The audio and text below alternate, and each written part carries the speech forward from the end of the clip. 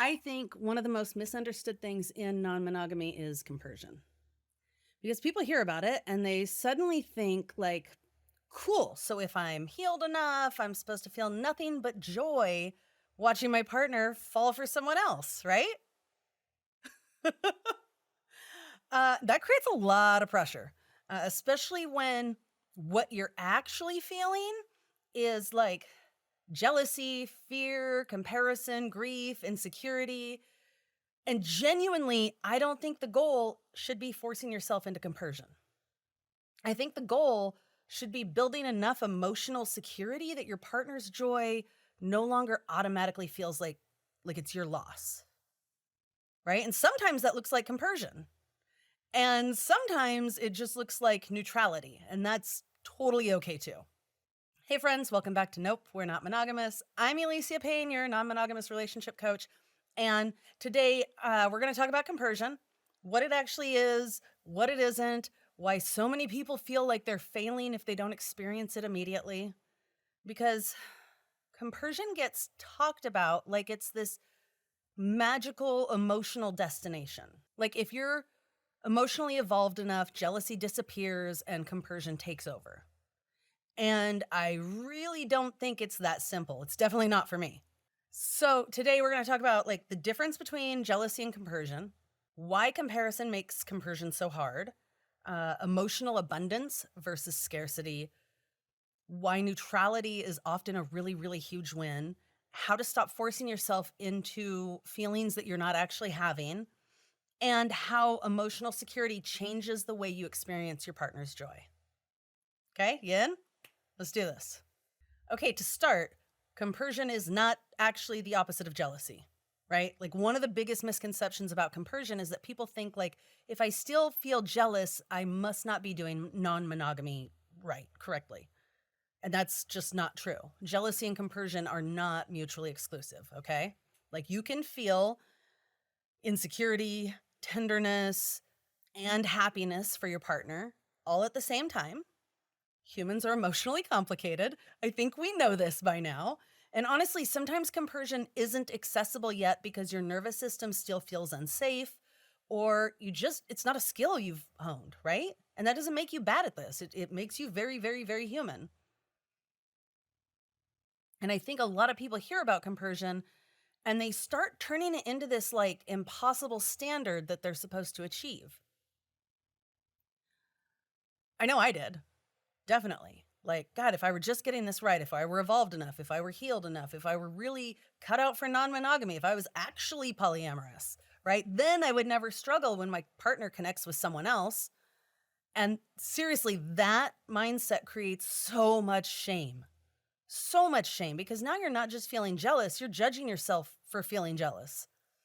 And so instead of like slowing down and getting curious about what's happening inside of you, you start performing and pretending and trying to be cool and trying to be a chill, easy, polyamorous person, just trying to be an easy partner, trying to be like unbothered and trying to prove how emotionally mature you are.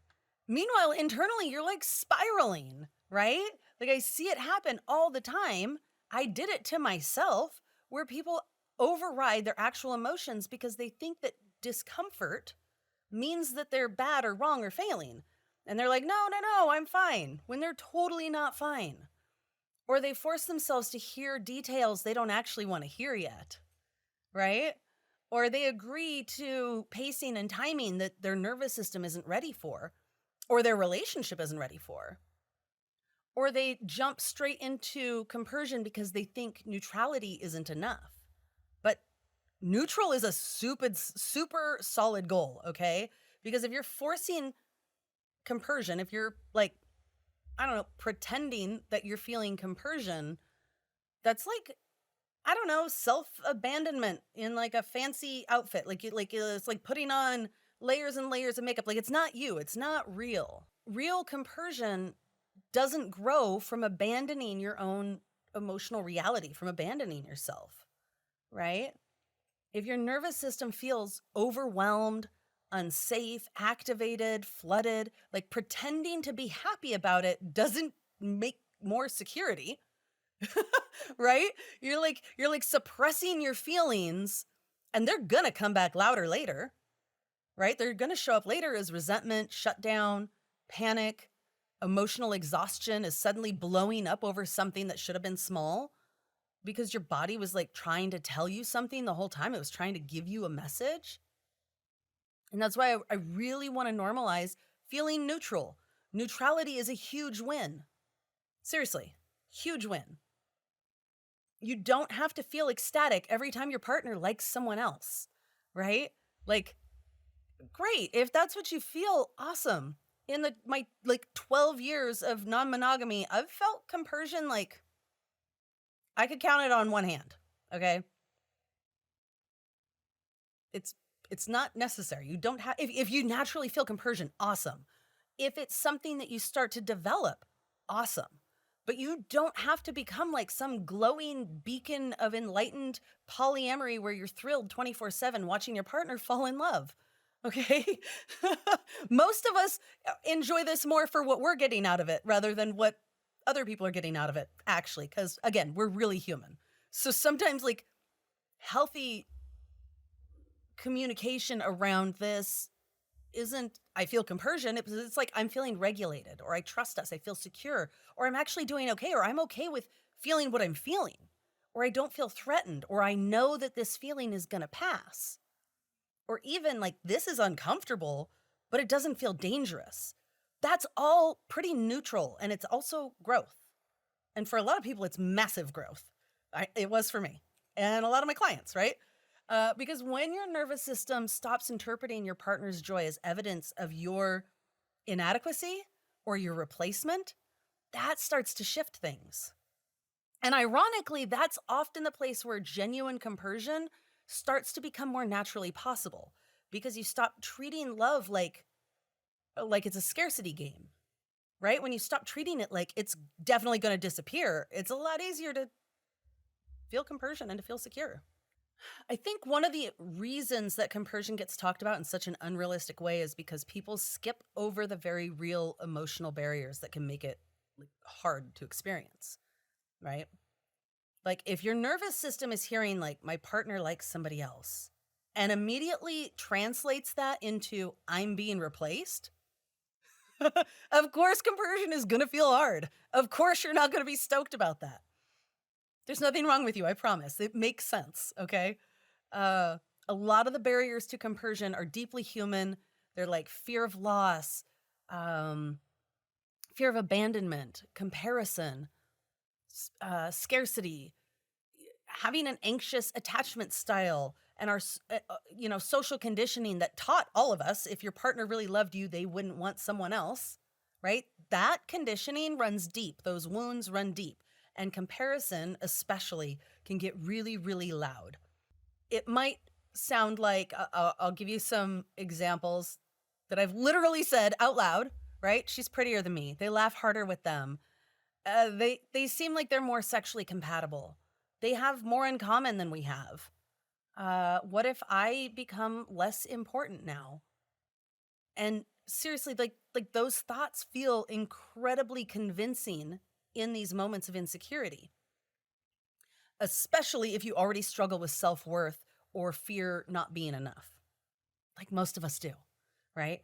Because jealousy starts to turn your partner's connection with someone else into like a reflection of your value. At least that's what it feels like. And a lot of us were raised on this social fairy tale training around love, this conditioning around love, the idea that if someone really loves you, they'll only want you. It'll be easy, that being chosen means being exclusive, being prioritized, being the most important or the most special, that love is proven through restriction, that if your partner desires, connects with, or loves somebody else, it must mean something is wrong with you or wrong with the relationship. And when you grow up swimming in these messages your whole life, it makes sense that non monogamy can activate a lot. Okay. And most of us grew up with these messages. Okay. Right. And your nervous system's taught to interpret exclusivity as safety, being monogamous as safety.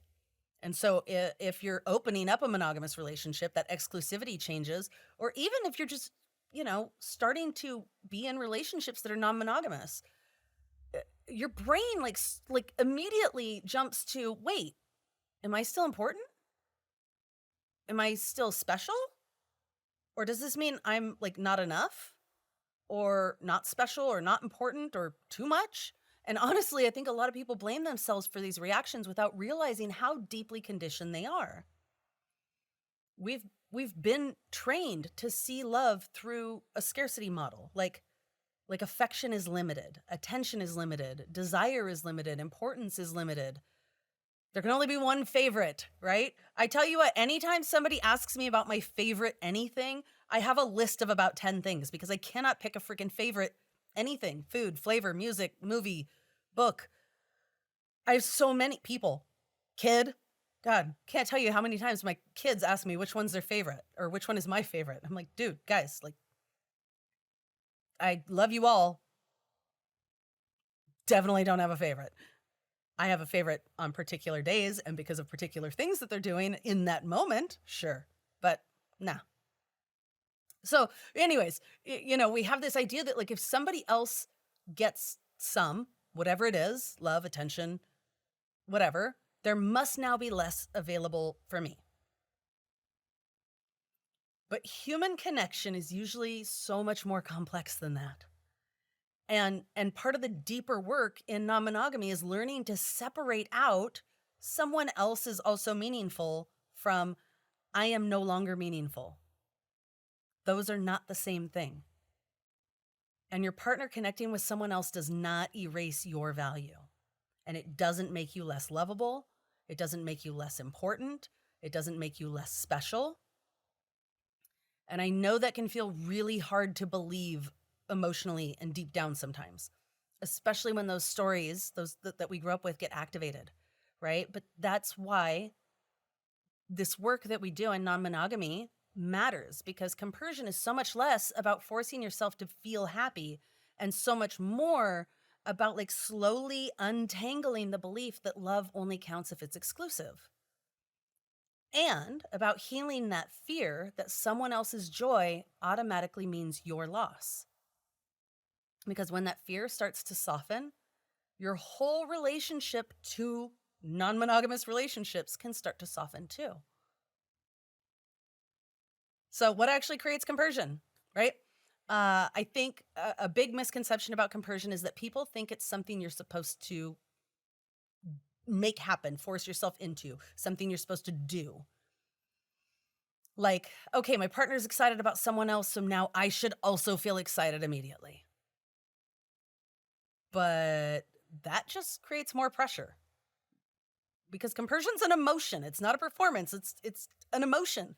And it's not like pretending you don't feel uncomfortable. It's not overriding your emotions so that you seem more mature or evolved.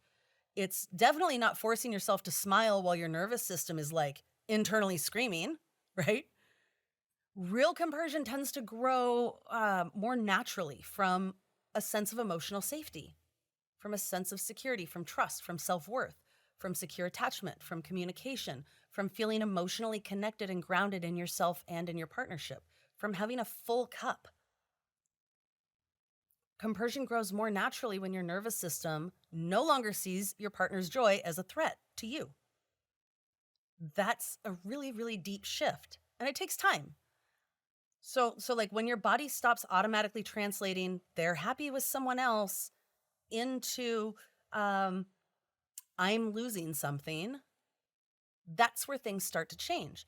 And sometimes compersion shows up in really small, quiet ways, especially at first. It's a skill that requires practice for most of us. Like seeing your partner light up after a good date, and instead of immediately spiraling, you notice like, oh, I really like seeing them happy. I'm also feeling these other things, but I'm liking seeing them happy. Or hearing them like excitedly tell a story and feeling warmth instead of panic. Maybe just a little bit, maybe just for a minute. Or realizing like their joy isn't taking anything away from me. Those moments matter so much, and you have to pay attention to them. You have to take note of them. It's really easy to skip right over them and go straight into the negative, right? And I really, really want to emphasize that compersion cannot be forced. You can't shame yourself into emotional security. As a matter of fact, the opposite happens. You can't bypass your nervous system into trust. And this is where a lot of people accidentally create more hurt in relationships because sometimes one partner is genuinely excited and wants their joy reflected back to them. And they say things like, why can't you just be happy for me? I thought you loved me. I thought you wanted me happy. And I understand where that desire comes from. It feels good when the people we love celebrate our happiness. It really does. It feels so good. But emotional safety doesn't usually grow through that kind of pressure, right? Because if somebody's nervous system is like just flooded with fear and insecurity and grief or comparison, being told they should, quote unquote, should feel compersion just creates shame on top of the original emotions, just creates more. Ugh. And now, not only are they struggling with what they're feeling, they also feel like they're bad and wrong and failing. And that creates like this performance pressure really quick, right? And like where somebody starts pretending to be okay, like they're fine because they don't want to disappoint their partner or seem bad at non-monogamy. But real emotional security needs compassion, communication, patience, honesty, time. And I think healthy compersion is less about becoming like endlessly enthusiastic about every connection your partner makes and more about building enough internal security with yourself that love stops feeling like a competition. It stops feeling like you're competing to get it. You can have it, right? And it's a huge shift, right? When you trust your own value and your connection and your importance and your ability to communicate, your ability to survive discomfort, your partner's happiness starts feeling less threatening. And sometimes that naturally creates space for joy, empathy, warmth, or like genuine happiness for them. Instead of pressure, pressure doesn't do that. So sometimes the most loving thing we can do is allow someone the space to have a human emotional process without making that process mean that they're unsupportive or unenlightened or being manipulative, because compersion grows best in safety, not coercion, okay? And it's a much healthier, much more sustainable version of compersion than the performative, like, I'm fine, everything's amazing, I love this, it's so great. Now I'm gonna go cry in the bathroom. I think one of the reasons people struggle so much with compersion is because they think it has to show up in this huge dramatic way. So I'm gonna tell you how to like make some small steps, okay? Because people think I should be completely ecstatic or I should feel nothing but joy. I should be totally unbothered. This should be fine. This isn't a big deal. And that expectation makes people miss the smaller, quieter shifts that matter. Okay, because compersion often starts really, really small, really, really human. Maybe it starts as like, I like seeing them happy, and that's it. And it doesn't start as, I'm wildly turned on by this. Not for everyone. I know for some of you it does, but not for everyone. Okay? It's not, I have transcended all jealousy forever. Just like I care about this person, and part of me likes seeing them light up. That matters a lot. And a lot of emotional growth happens in those tiny moments, okay?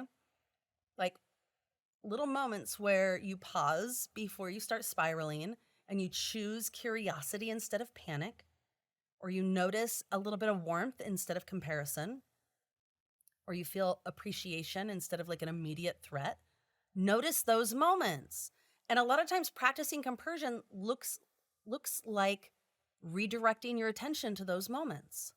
When you notice like my partner's joy does not automatically mean I'm losing something. Or like this relationship is different, not better. That's a whole other relationship. Okay? That one matters a lot. It's really important because comparison is one of the fastest ways to kill emotional safety. And human beings love to compare. Okay. And the second we start ranking who's prettier, who's more interesting, who's more exciting, who gets more attention, we're competing, our nervous system starts moving back into scarcity and threat and like a survival mode. So part of what we want to do is learn how to come back to our own relationship instead of constantly measuring yourself against somebody else and their relationship. Okay? Another big one is gratitude. Gratitude helps so much here. And I don't mean fake positivity or pretending you're not feeling anything hard, but intentionally reconnecting with what you value, what feels meaningful, what already exists between you and your partner or partners, right? Because when we're spiraling, the brain tends to hyper focus on what feels threatened. And gratitude helps you widen that lens again. And over time, there's little shifts start to create more emotional spaciousness. Okay, this is how you start creating more trust, more regulation, more security. And sometimes from that place, compersion naturally starts growing because your nervous system doesn't feel like love is constantly being taken away from you. Another thing that happens is a lot of times we don't even know what compersion feels like. We're just guessing because we haven't experienced it. And it's hard to work on it. It's hard to feel it or even notice it if you don't know what it feels like. So one of the closest things that I've found is like, if you've ever experienced like a little kid is so stoked, they just won a trophy or they did a cool art thing or whatever, they're come up to you and they're like, "Oh my God, I did this thing. It's so cool." And they're really excited. And you're like, you feel happy for them. Even if it's a totally lame thing they're doing because you're an adult and they're a little kid and you're like, cool, you colored, right? But you still have this little sense of like, oh, look at this happy person. Compersion feels like that. This like, oh, the thing you're doing doesn't actually affect me. It's not, I didn't do it. I didn't win it. Like it's not affecting me, but I'm happy for you. I'm happy for what you're experiencing. Start noticing that in your friendships, in parenting, in your the little people in your life or your pets. Start noticing that feeling of like, oh man, look at how happy they are. Because that's the thing you can start to notice in your relationships, even if it's just a little bit. Maybe you can turn up the volume on it a little bit. So the next time jealousy shows up, I want you to pause for a second and I want you to ask yourself a question. Am I seeing their joy as evidence of my lack? Okay, I'm going to say that again. Am I seeing their joy as evidence of what I'm lacking? Because that's often what's happening underneath the surface, right? Their excitement starts to feel like proof that you're less special or less important or less attractive or less wanted or less loved or less valuable, right? And when your nervous system is in that scarcity feeling, somebody else getting something can feel like you're automatically losing out. But they aren't the same thing. And so I want you to gently ask yourself, what would happen if their happiness didn't automatically threaten my worth? What would happen if their happiness didn't automatically threaten my worth, my relationship, my value, right? Instead of like, what if I force myself to love this? And not like, how do I become the most evolved, mature, polyamorous person alive? Okay. Just like, what if somebody else being meaningful didn't erase my meaning? What if their joy wasn't proof of my inadequacy? What if love isn't actually a competition? Right? Because actually, that is the deeper work instead of forcing yourself to have compersion. Untangling the belief that somebody else being loved means you're less lovable. That's the key right there. And over time and experience, when that fear softens, sometimes warmth, support, appreciation, and even compersion can start to grow naturally from there. So this is exactly the kind of work we do in my group coaching program, Beyond Jealousy, because jealousy is rarely just jealousy, right? Underneath it is usually comparison, scarcity, attachment wounds, fear of loss, nervous system activation, old conditioning around love and worth, or just a shitty relationship. Okay, let's not discount that. A lot of what I'm telling you is assuming a fairly healthy base relationship, okay? Otherwise, we got other issues to work on. But like trying to force yourself into compersion without addressing those deeper layers usually just creates more shame. It just puts you further away from what you're wanting to feel. So in Beyond Jealousy, we work on emotional security, nervous system regulation, communication. We can all use more communication skills, guys. You talk great. You talk so much, but are you being heard? Are you actually communicating? We're working on self-worth, attachment healing, learning how to stop treating love like it's a competition. Because like the goal isn't becoming some perfectly evolved person who never struggles. The goal is learning how to stay connected to yourself, your worth, and your relationships without damaging yourself in the process. Right? So if this episode hit home, the link for Beyond Jealousy is in the show notes, or you can go to aliciapayne.com/jealousy. And as always, take what resonates, leave the rest. If you're like, I don't know, everything you're saying is BS, don't follow it. Your relationships are yours. They're unique. Your emotional process is yours. You get to be human. Your path gets to look like yours. So, also, if this episode helped you feel seen, I'd love it if you subscribed or left a review or a comment or shared it with someone who needs to hear it. Thanks for being here. Bye.